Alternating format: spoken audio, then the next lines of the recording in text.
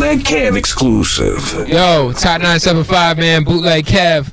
Live in studio, the homie and probably the hottest rapper on the planet right now. He goes by the name Titty Two Chainz. What's good, brother? True.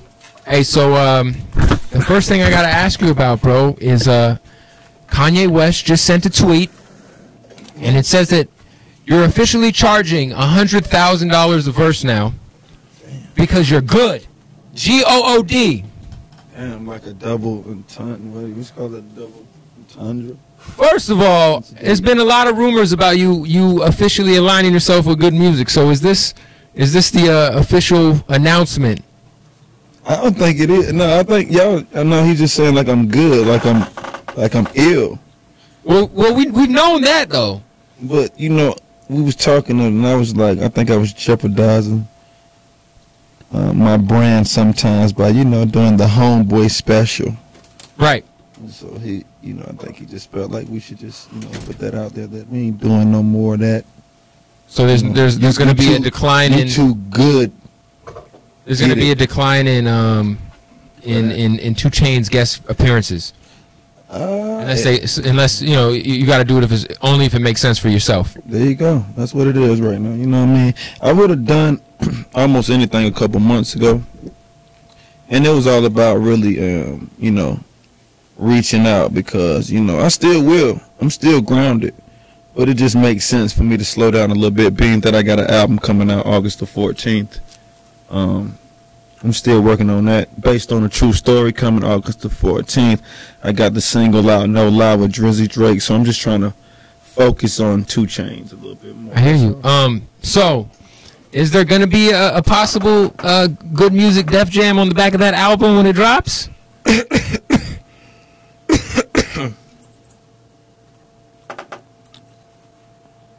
What you was saying, bro? I was saying... Can't. I mean, is that in the air? It's in the air. Songs, Kev, for real. I know that. You know what I'm saying? That's some hot joints, some great features. You know me. If you don't know anything about my campaign, I love the element of surprise. That's one thing that kind of drew me to hip hop. You know what I mean? And that's why the No Lie record came out of nowhere with Drake. Drake has been a friend of mine for years. You know what I mean? And people didn't even understand the relationship, much less knew we had a song coming. So that being said, I'm still into the element of surprise. So you just gotta kind of like just kind of stay. So your official statement is stay tuned. Yeah, my official statement is I have an album coming out August the 14th, 2 Chainz, based on a true story. That's my official statement. Yo, so I was talking to my man Mike Posner, who you got to be you guys. Oh, that's my dog. That's my dog as well. Good dude. He was telling me the way you record is crazy. He's like, this dude, he'll chill with his cup, his drink, he'll smoke, listen to the beat, and go in and at the most 2 takes to get his verse down. He's like, it's crazy, like, to watch this guy work. Well, did he tell you how he records? I've seen him record. He records a dope way too, because he told me he records. He uses his mic. Yeah, right next to him, right beside him, while he sits down in a room full of people that's talking. You just have to. Oh damn.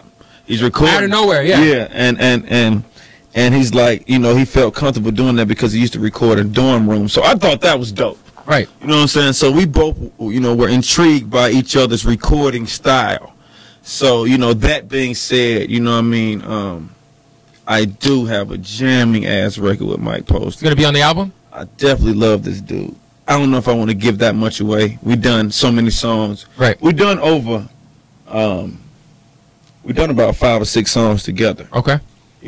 For him, for us, just working. You know what I mean? We sat down, had a session together. I don't want to get out of the way because some artists don't think. No, I hear you. And out the box like that. But anyway, it was some good things that came out of it. So double salute to Mike. That's my homie. How long? Because the whole just not writing anything down, just kind of chilling, listening to the beat, and then just going in and recording your verse. Have you been doing that the majority of your time as an artist, or is that something that you recently started to do? Or no, I never wrote a verse down. I never wrote. I never write verses down. I never write close friends and family members' phone numbers down on any devices. I am a firm believer of exercising your mind.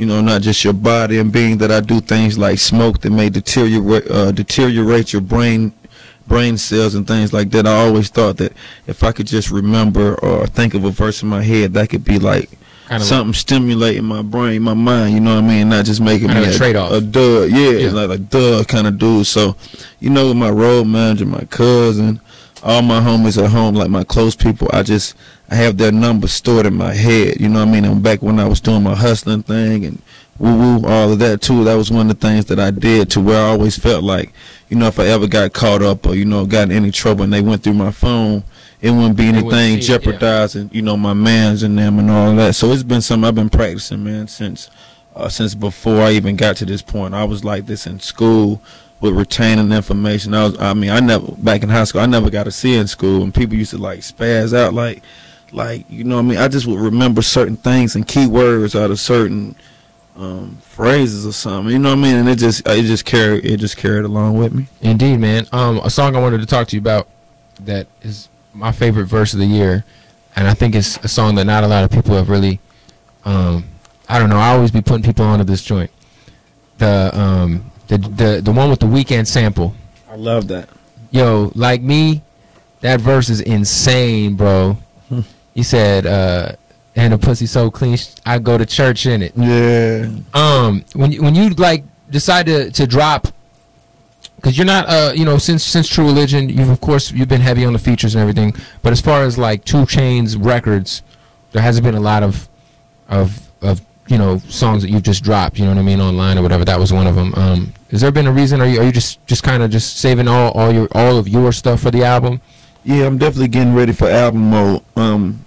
You know, a few songs are actually getting, you know, hacked, you know, honestly, you know what I mean? I never thought I could say that or even be that interesting, but I really ceased on emailing, period. And then the songs that are out, that I put out purposely, were they had some kind of meaning behind it. Right. With that particular joint, it was produced by DJ Mano, who's Kanye's DJ, and it was the same day I was doing South by Southwest when I brought out Kanye. And so it was all like some premeditated things that I was doing, calculated steps, and sometimes I even try to, you know, sometimes I overthink things, you know what I mean, because I actually love that song enough to actually put it on my album. And me and Weeknd have a cool relationship. I met him on the Drake tour. He's a cool ass dude, you know what I mean? He rocks with the song. And so I don't know, we'll just figure it out, you know what I mean? But for the most part, being that I put out an album, I felt like I put out an album with True Religion. People, indeed, you know, people enjoy it every day, you know what I mean? It's that kind of music. And being that I do so many features, constantly every week new features pop up that continue keeping me relevant in markets. I don't, you know, even consider putting out a mixtape. The next thing I put out, I would like people to really show me how much they support my campaign with all the free music I gave out and went out, you know, and supported mine by spending a couple of dollars to buy my project. You feel me? The last time I interviewed you, you said that you approach the mixtapes. When you make your mixtapes, when you were making True Religion, you approach them as albums. When you're making your album, you approach the mixtapes as albums. What is the real approach, man, to the album? Because this is your debut, you know, look, right now everyone's looking at you.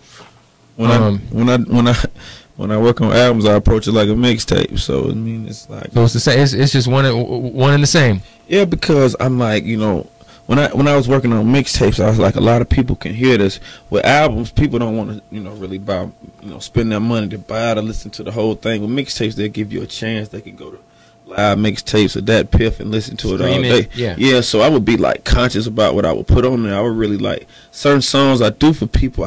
My example, I do songs for people, and I tell a lot of my folks, I said, this wouldn't even make my mixtape, you know, it just be me talking, you know what I mean? But I'll still do it. So when I'm working on this album, it's almost like I'm still getting ready to put out a mixtape. I just you know, I'm gaining fans every day, so I feel like it's a lot of ears gonna actually be on this project. So I'm just as geeked as I was when I was dropping True Religion, Codeine Cowboy, Trapper Valley, all that. You know, my latest joints that really put me right here.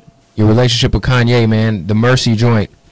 How important has that song been to you so far, man? That song is like, I feel like a lot of people who might not have given you a shot as far as like lyricism is concerned, or maybe not giving you your just dues as an MC. When that song came out, I feel like a lot of people like really were like, okay, yeah, now I know why he's so hot. Well, man, it just shows you what a co-signer do or what someone that doesn't really have their own mind or go for, because in my opinion I really could have went hard on the verse. That's just me. I thought you went hard. Yeah, I mean I did, but I could have went hard. Like, you know, when you working on songs, I remember that day I probably did about 4 records, and I remember just trying to knock them out, and you know, like never knowing what Ye be on, you know what I mean? I'm not knowing that he wanna, you know, make it a single and put all this attention to it, and maybe that's good for me. My boy from Phoenix produced it. Yeah. Lifted, right? Yeah, that's my brother, he's a cool dude. And so, you know, you just never know what it is. But with me, every verse I do, I put my all into it. So I'm happy with the feedback over and all, you know what I mean? And it got a lot of respect from people that otherwise wouldn't even pay any attention to my campaign. So that was cool too. And that's just, you know, why I appreciate somebody like Kanye, because he's like an influential kind of guy. And when he rocking with something, people kind of pay attention. They pay attention. You know what I mean? And that's a blessing in itself. Hey, I know you had the input on the artwork for the No Lie single. Yeah. As far as the album, are you kind of? I mean, I'm always a fan of still going out and buying the CD from the store, and having something dope. You know what I mean? It's got to be something dope. Special. Yes, for man. Us? It's dope. It's dope as hell, man. I can't even lie, man. Like, I've been sitting down with some ill cats, and we've been throwing a lot of ideas around, and I already kind of have the idea for how my album is gonna be packaged and everything. So I'm excited about that, and then you know, a few other little, you know, marketing techniques I got up my sleeve that should be cool as hell too. But yeah, can't wait, man. Yeah, me neither, man. That's the fun part. You feel me? I remember, you know, getting Snoop and every Tuesday, you know, going to the store, buying. Yeah, people don't do that anymore. That used to be, and now it's the internet spoiled all that for us, man. Yeah, nah, mine gonna be ill. Know that. Yeah, hey, you gotta go the Watch the Throne route. Make sure it doesn't leak. You know. Yeah, definitely. Maybe that's why I'm locked in with homie. You know. And the last thing I wanted to ask you about was you've been trending on Twitter for a minute, man. Every week. The other night you had the like things 2 Chainz would say trending. Yeah. Did you look at it? Because I was looking, and some of the lines people were like you know, they were writing lines like it was coming out of your mouth, and I was like, man, some people will come with some pretty clever lines. Well, with me, first of all, that day right there was a travel day for me. I was actually traveling to the tour for San Francisco, so I was on a plane from Atlanta to the West Coast for like 4 or 5 hours, so I missed the bulk of it. The other thing was that I didn't want to read it and unconsciously think something was. I didn't even read it at all, but I just knew it was funny. People were liking it. People were having a good time with it. Yeah, and I'm so into being an individual and not biting and doing my own thing and just swearing that you don't have any of my thought patterns, is that I didn't even want to look at it. You know what I mean? Got to give you a big shout out for you know, letting me rock with you on MTV too for Spring Break. Yeah, that was a good look for me and you, Kev. That kind of changed fun, a lot, you know, and that was accidental for both of us. You know what I mean? Shout out to DJ Issa. That's my personal DJ. He didn't even fly up. MTV just told me they wanted me to come up for just to do my part of Super Freak with Jeezy. I'm like, I can't do Spend It. No, I can't do Riot. No. So I was like, these people want to fly me in town for one song, but they like it's gonna be a look. You know how MTV do. So you need us. Yeah, so I pulled up and they like, Jeezy can't make it. Can you do 15 minutes? Oh yeah. Yeah. Now y'all need me. Yeah, so I can do Riot. Yeah, so I can do Spin It. Yes. What else do you have? What else? I mean? What else you got? Yeah, so that was cool. Great experience. Great look. Double salute to MTV as well. They show that. Yeah. That's been getting a lot of burn, man. Yeah, it should be. It's definitely getting a lot. Much love. Hey, did you hear the 50 Riot remix? Yeah. I think it's dope. Yeah, me too, man. I think it's dope. He definitely did it on his own, but he put my name in it, which a lot of people don't do in their Jack records. Yeah. He was like 50 Cent and 2 Chainz. You know what I mean? I was like, damn, that's dope. You know, he killed it. He did his thing, man. But I actually know 50. We just not in contact, so I didn't feel any type of way. And then I'm out here in Vegas. I'm trying to link up with the champ. You know what I mean? It came out to Riot, so a few people, you know what I mean, trying to make both of our flamboyant styles collide later on tonight somewhere. You know what I mean? The next fight, you gotta be walking out with. Yeah, I'm with performing Floyd. that joint. If Bieber comes out with Floyd, he gotta bring you out. Man, right? If Lil Swaggy came, I got big Swaggy gotta come out. So we gonna do that, man. I'm in it.